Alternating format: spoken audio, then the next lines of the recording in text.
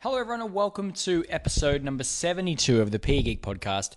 And as always, it's an absolute pleasure to have you here listening. Now, I really mean that. And in the recent months, the PE Geek Podcast has reached a new level in terms of the amount of downloads that it's receiving on a weekly basis. And that figure has sort of grown by about 30%.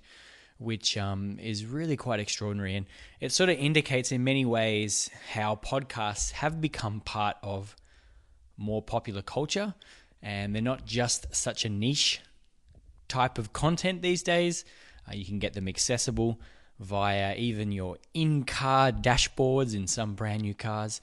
And it just becomes so much easier to consume the content. So if you are someone who listens to this podcast and you enjoy it, the best thing that you can do is just to explain to others what podcasts are. If they happen to, ask where you're getting some professional development or, what you're doing while you're exercising or traveling, let them know what podcasts are. Show them how they can actually get started, because from my experience, when people have been given that, they tend to become quite addicted to how powerful podcasts can be. I know personally that's the same for me, and having just shown my mother exactly what podcasting is all about, she's got right behind it. Now, in today's episode, we're going to be diving into 7 observations I've made around the use of technology in physical education. Now, these observations have come from many years of working with teachers all over the planet, both in workshops and online through this website.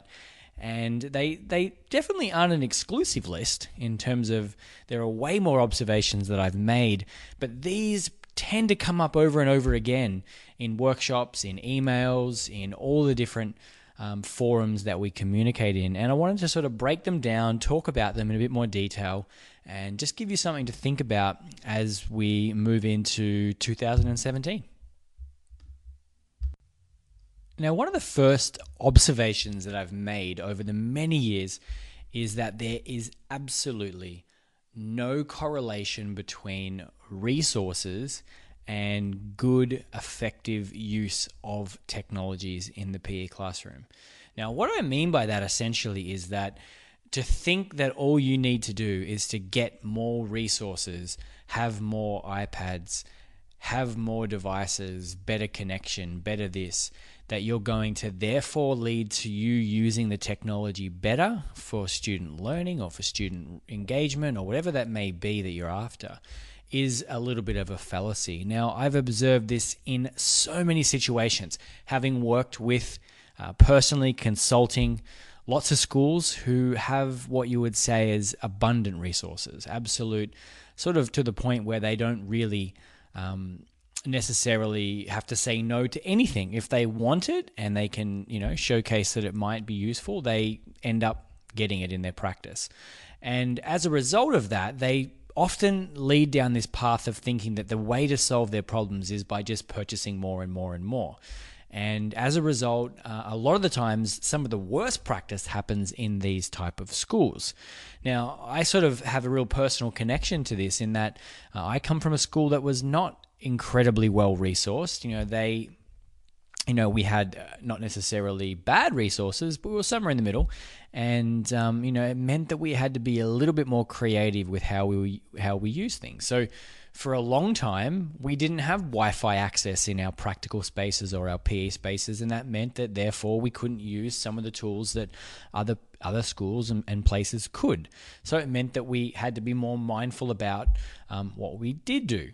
So this idea that just simply throwing money or resources at the solution is going to equate to better practice is so wrong.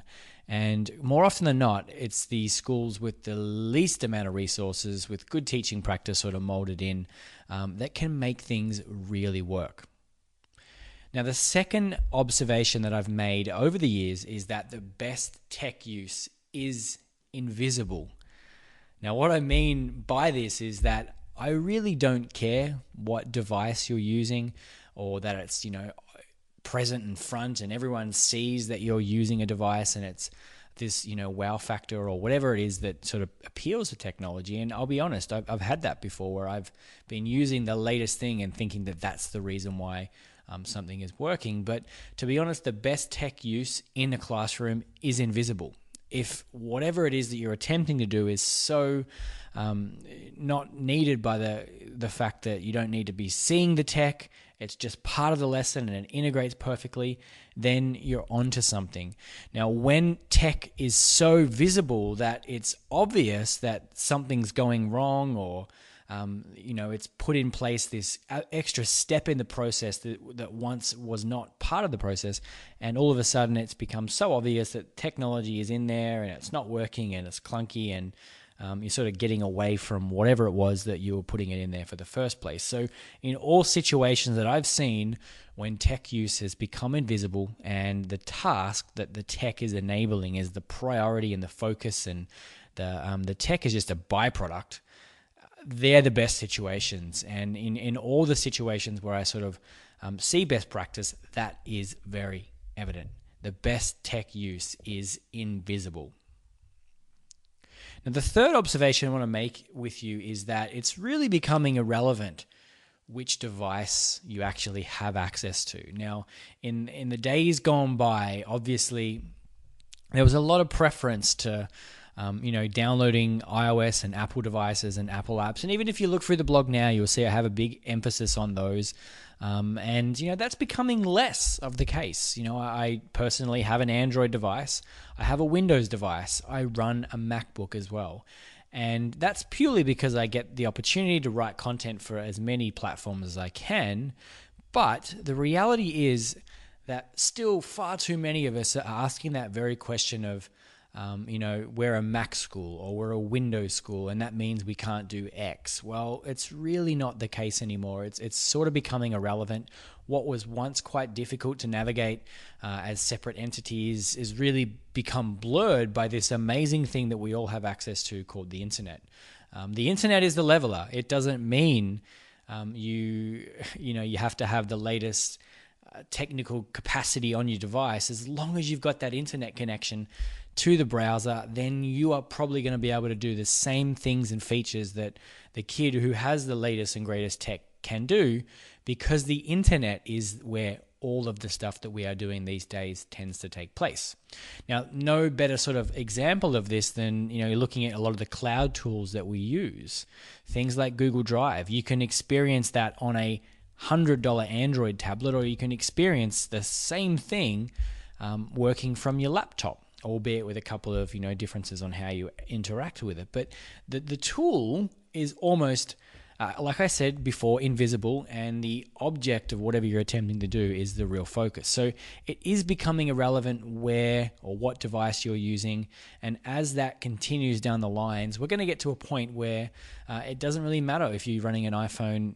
The same possibilities are going to be happening on your device as if you were using another device. So watch out for that to continue to grow. Try and check into that conversation if you hear people saying that, we're really a Windows school, we're really a Mac school, and, that means we can't do X. That's really not true. And if anyone's trying to sell you that, then, they're certainly not up with what is reality, the reality of the sort of current environment. Now, the fourth observation that I've made over the last sort of probably 2 years more than anything is that big screens can be an absolute game changer for smart use of technology.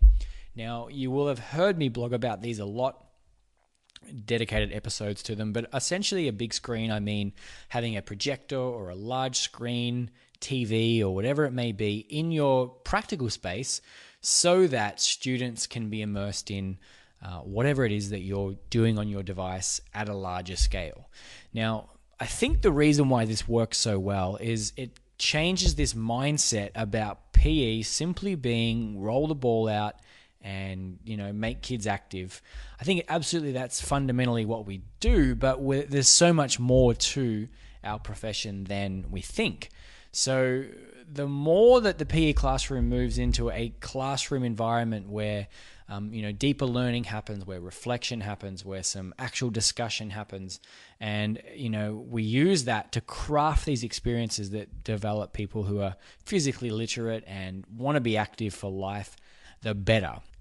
And I think the big screen environment really helps with that because we actually get the chance to craft learning experiences that aren't just one directional run until you can't run no more and jump and skip and whatever, but they are inclusive of other modes of instruction, which can be really quite powerful in a big screen setting. So I'm seeing a lot of schools and working with a lot of schools that are doing exactly that. They are getting big screens into their practice and working in ways to use tech to help deliver content in a more meaningful way. Now, the fifth observation that I've made over the years is that there are very much common challenges and triumphs that are happening on a global basis. Now, what I basically mean by that is that I cannot go to any country in the world and not hear the same types of issues, the same things that are working for schools. And I think that's both, reinforcing of many of the things that I believe to be quite powerful. They are seemingly quite powerful across other places and they transfer into other countries and so forth. And it sort of shares many of the same, things that we're attempting to do. But at the very same token, there are many of the same challenges. So, I go to countries all over the globe every year and I hear the same things. Things like we don't have access to X or, our students are getting distracted by the use of these tools and what are some of the different things that we can do to prevent that. These are all very similar across the planet. Now, in the next episode, you're going to hear in many ways some of the data that came from the 2016 World Tech and Phys Ed audit, which some of you may have participated in, and you're going to hear some of those common challenges that people face, and they are not pinpointed to specific countries. And I tend to get this type of email a lot where people say, hey, Jared, I want to go and visit a school or a country or a city.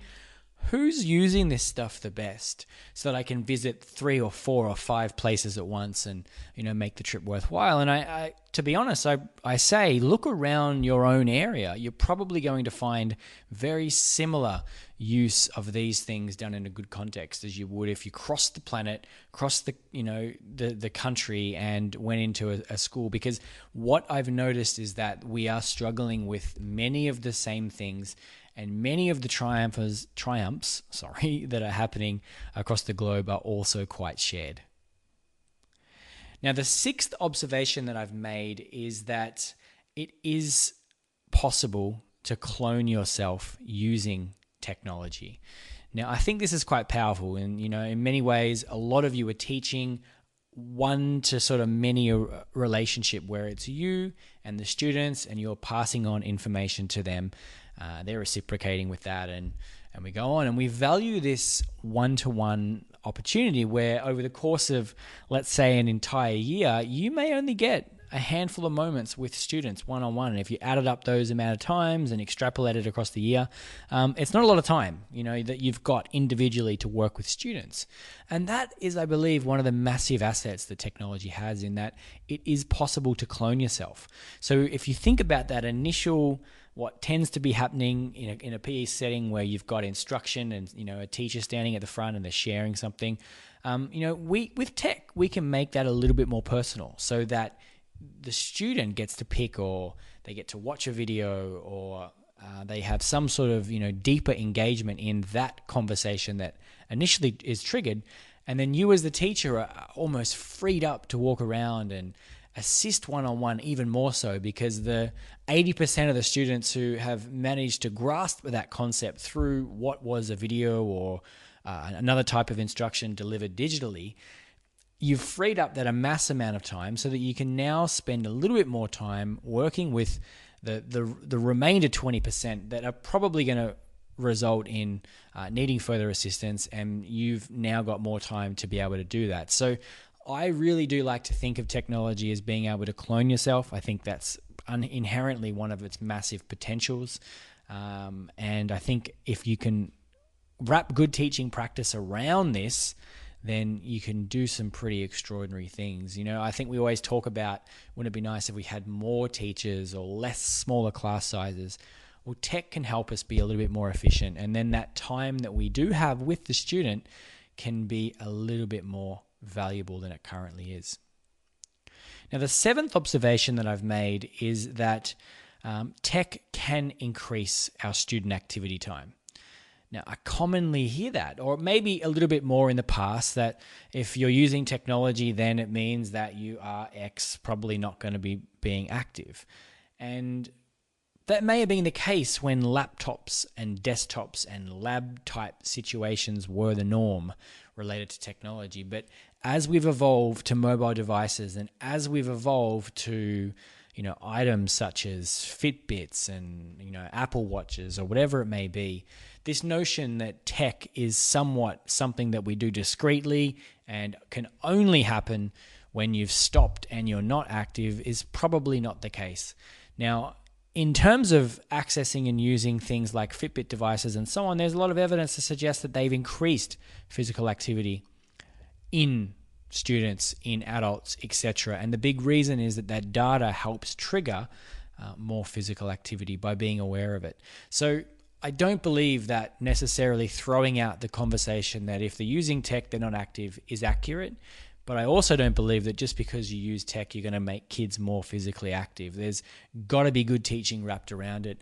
And there are a myriad of examples of people who have introduced tech and at the very same time, they've given more physical activity time. Now, I think the best example of this that comes to mind is using tech to help select teams in your class. Now, this may be something that you do every single week.